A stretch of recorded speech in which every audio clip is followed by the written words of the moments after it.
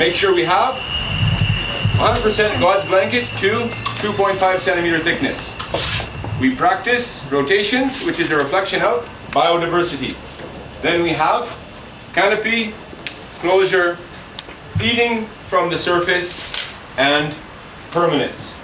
Okay, those are the things we do. Now we will look at why we do them. What are the reasons that we do them? Okay, so what did we see? Maybe we can see what we see while we're looking here. Okay, we saw Farming God's Way. What happens? We have God's blanket on top. It's protected. So when the rain rains on Farming God's Way land, little water runs off and very little soil is lost to erosion, right? When we farm on plowed land and we get a good rain, a lot of water is lost, a lot of soil is lost, okay? So we waste the gifts God gives to us. So let's formalize, let's give a name to each one. So the first benefit is minimal runoff and minimal erosion. So we're going to remember that. Improved infiltration. That's the third one. You saw that through the crust experiment. Okay? Let's look at this diagram. This will give us a picture, like a microscopic picture, of what happens when a raindrop hits plowed soil. Remember, we wanted plowed soil, which is in many small pieces. These pieces, when the raindrop comes, because a raindrop is like a little hammer. We worry about cattle and people and tractors compacting our soil, but one of the biggest sources of compaction is a raindrop falling from very high in the sky with a lot of energy. It compacts these pieces of soil, pushes them together, the soil collapses, and eventually it forms a crust. Okay? What happens with crusting? The next time it rains, very little water will penetrate. Okay? Put your hand on that soil if you don't mind having your hand a bit dirty. Yeah, yet we watered it yesterday, right? Yeah? Who else doesn't mind getting their hand dirty? It's warm? Wow. Yeah. Yeah. Even I'm feeling the whole container is warm. Okay, you don't mind these people being your witnesses? You trust them?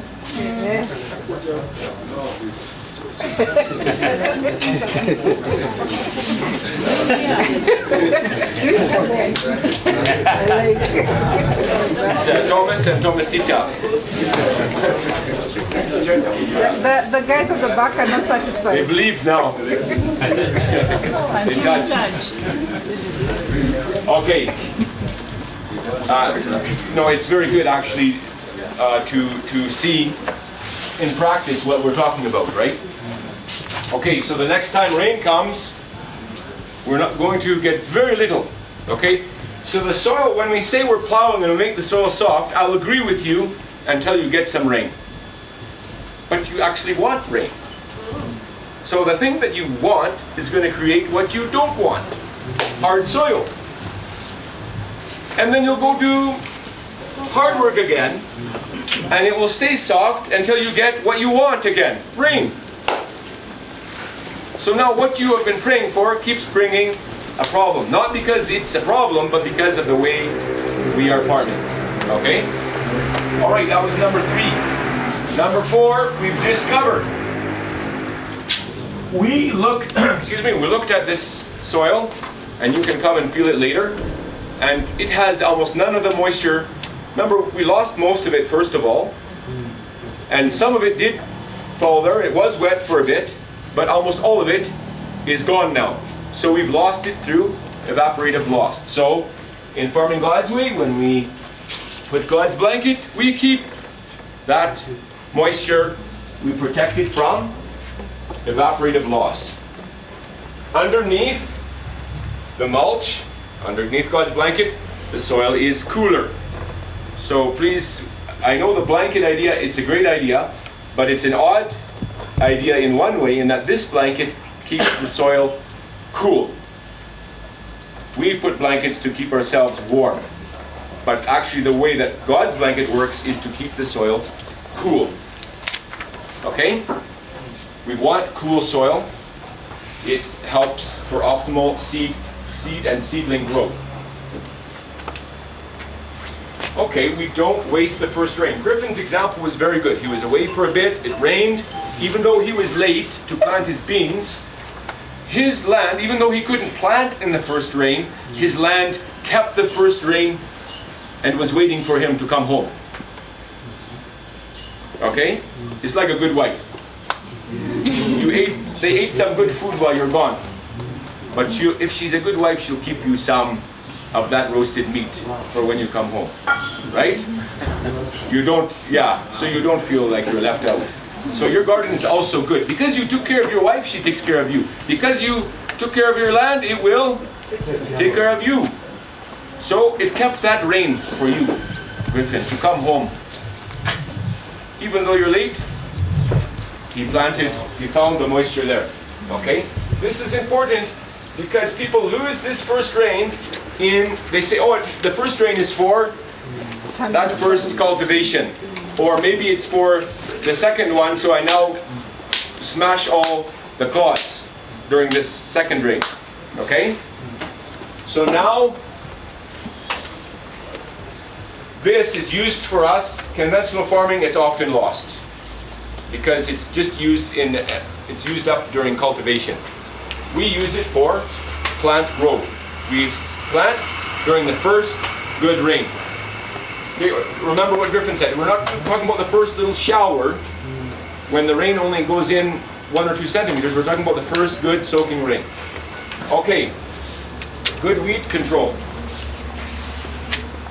If you want more weeds, dig your land. If you want more weeds, dig your land. Because every time you turn your soil, a new crop of weed seeds comes to the surface and gets stimulated by being exposed to light, okay, and moisture. So they grow. Then you come and weed those, and you dig deeply, and you bring up a new crop of weed seeds, and they germinate. But in Farming God's Way, there's no reason to dig in this blanket unless we see a weed. But if it's just one weed here and there, we pluck it out. If there's quite a few, we actually just pass the hoe into God's blanket, just where the weeds are, and we go backwards so that we don't step on these weeds and make them germinate again, and they become part of the blanket. Okay? So, because of less playing with the soil, and because of the mulch cover suffocating weeds, we get much better weed control. Okay, now we're going to go into soil improvement benefits. So, water holding capacity. We saw this with the sponges. How do we get better water holding capacity? Well, we have mulch. The mulch, God's blanket, slowly rots and turns into humus. Humus absorbs a lot of moisture. Any organic matter holds onto moisture. And then also, below each planting station, think of your input not only as the basal input as a source of nutrient, but it is like putting there a little sponge right underneath your plant. All that organic matter will not only feed your plant, but act as a water-holding sponge because of all the organic matter in it. Remember, diammonium phosphate, a chemical fertilizer, will not do that. It'll actually do the opposite. It'll pull moisture just to itself. It won't release it to the plant. Okay? So, we are increasing water holding capacity. Don't we love that? Of course. Rain is difficult to find, or it can be. We need to often make it through 2 or 3 week periods in the growing season to get through these dry periods. If we have soil that holds on to moisture, we're going to be doing really well. Improved fertility. Okay, well, God's blanket rotting adds to the humus, which makes good quality soil, which feeds our plants, and all the inputs that we have, the ash, also changing the pH, all leads to a place where nutrients freely move to the plant roots. Okay? I'm going over these quickly. You can read about them in more detail. So when we do crop rotation and we have legumes, beans or groundnuts or soya, they fix the nitrogen. They have these little nodules on their roots with rhizobia, little bacteria, that fix nitrogen in them. When the plant dies, that's still there and is sitting in the soil. If we follow that crop with a maize crop or a cereal crop, we benefit from the fixed nitrogen in the soil in that root zone, because remember, we're using the same area to plant every crop. So that next season you'll get better crop growth, even though you may have not done it. You will still do the regular amount of basal fertilizer, but you'll get additional growth due to the nitrogen fixing. Reduce compaction. Okay? This, we looked at the clods. Farming God's way soil holds itself together. It has structure. It doesn't fall apart and get crushed and lose its structure. We saw that conventional farming, the clod, quickly disintegrates and falls apart, and actually it looked like it was just even arranged in a level. It was actually found its own level at the bottom of the container. Okay, that soil is easily pressed together and compacted. It has nothing giving it shape and structure and holding the pore spaces and holding it together and holding it up. If you want to think of soil holding itself not only together but holding itself up, it won't compress on itself. Okay, so that fights compaction. If we fight compaction, that means we're maintaining, we're keeping the pore spaces. All those air spaces can hold air or water, or let us say air and water simultaneously. So during floods, our crop can find oxygen. During drought, our crop can find moisture. Improved aeration.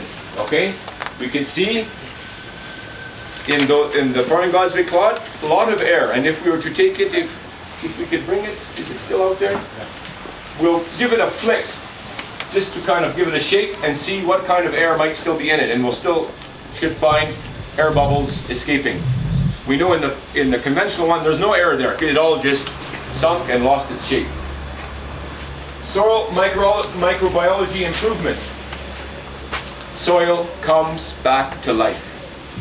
That's what happens. And when there's more living organisms in soil, then a living soil will help to produce healthy plants, and healthy plants will help to keep us healthy and strong. Okay? So we know that as we add manure, as we add organic matter, this greatly increases all the little microorganisms that we find in soil. I don't know if they want it on this. So let's give this a little, maybe close enough for some of you to see.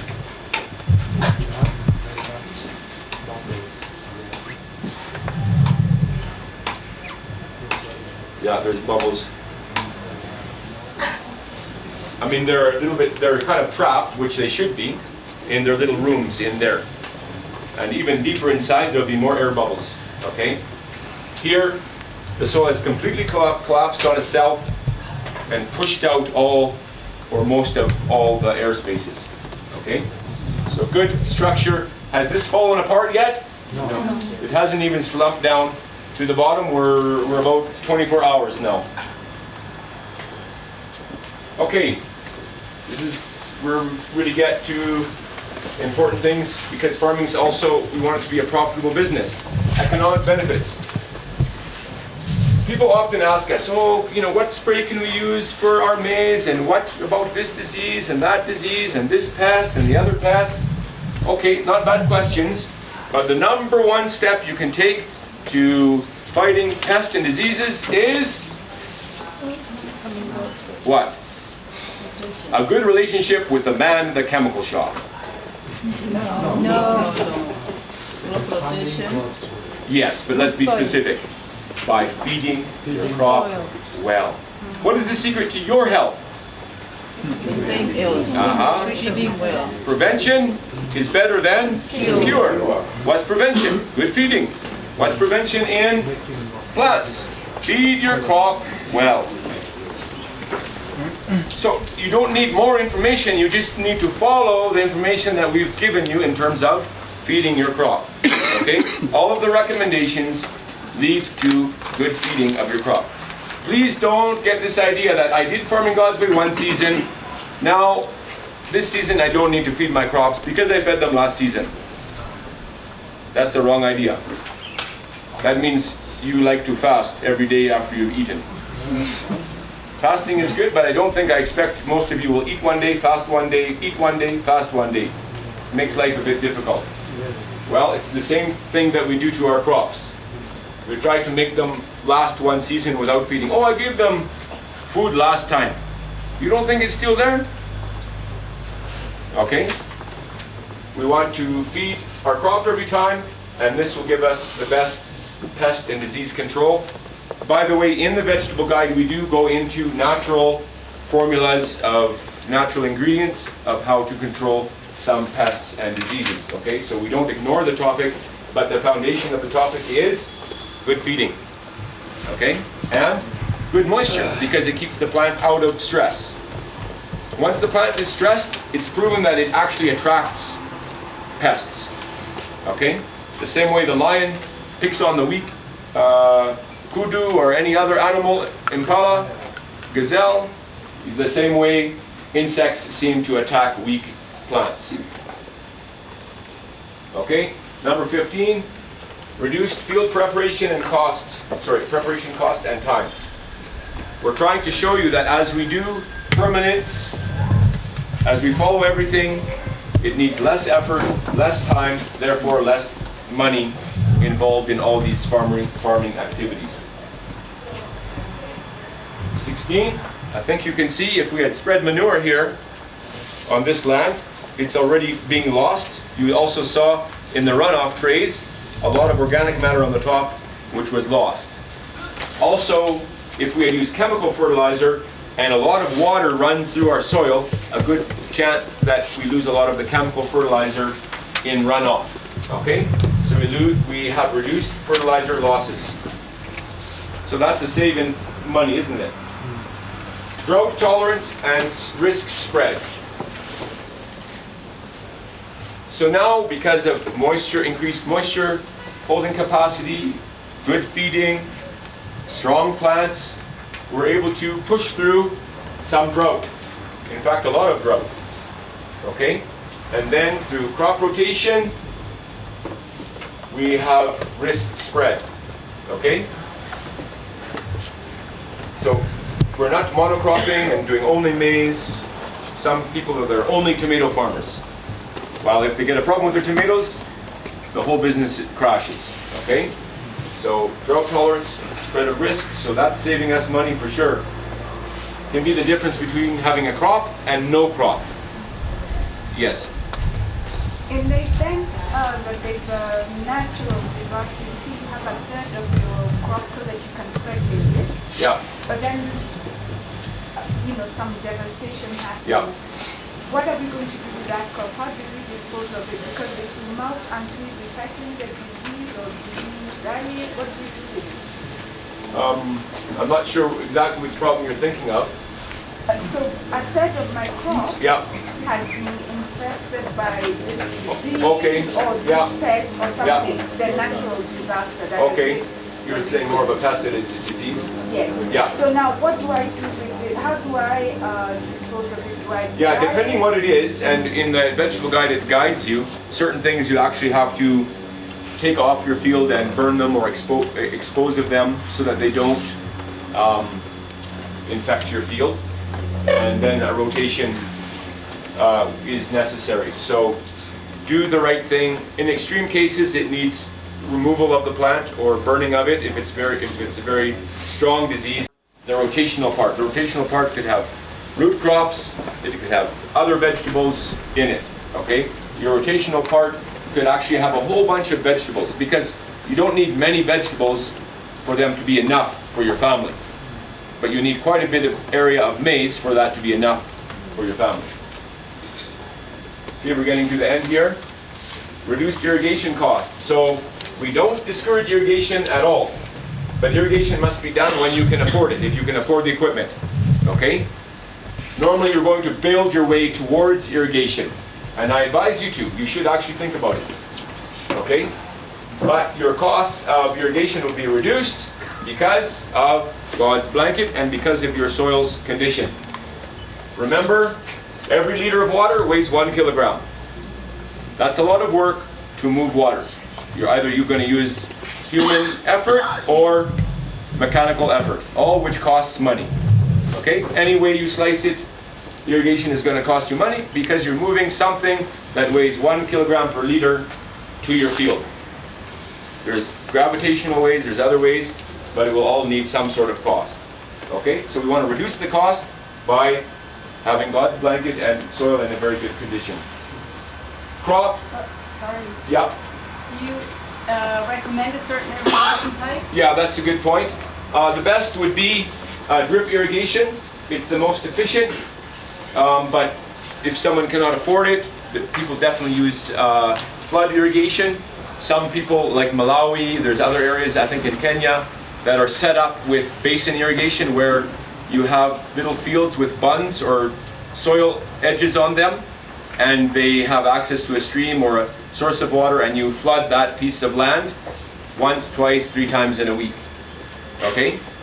It just will depend what you have. I mean, buying a lot of drip tape for an acre, that's very expensive. Buying all that drip tape, and the drip tape will not necessarily last you forever and ever. So there's benefits and drawbacks to each system, okay? But regardless of the system, it's more efficient.